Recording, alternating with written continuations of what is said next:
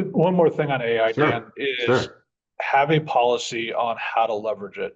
Like, if you don't want people putting stuff into freeware chat GBT, buy Copilot from Microsoft. Yeah, Or buy Because, GPT. correct. yeah, That's good. You because can if, buy a public license of that too, right? Or enterprise. yeah, Mhm. because at that point, it is supposed to be your data and not used to learn. Because my biggest fear, and Dan knows this because he and I've talked about this, is we don't allow people to drop information, client information into chat GBT because we don't want at some point our client information showing up in a search.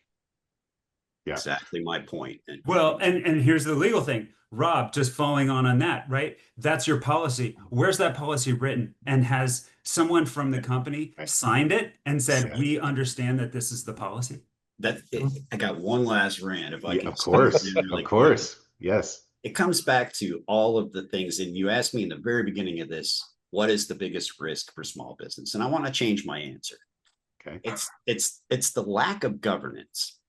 Okay. And this is where I see clients and businesses across the board failing. It's the having the administrative implementations, meaning the policies, which are the rules of the game, right?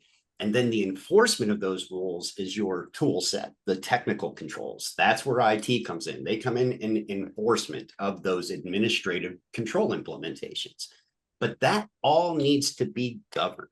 That Right. has to be documented. You have to collect the evidence of it. You have to have people signing off on having read the policies.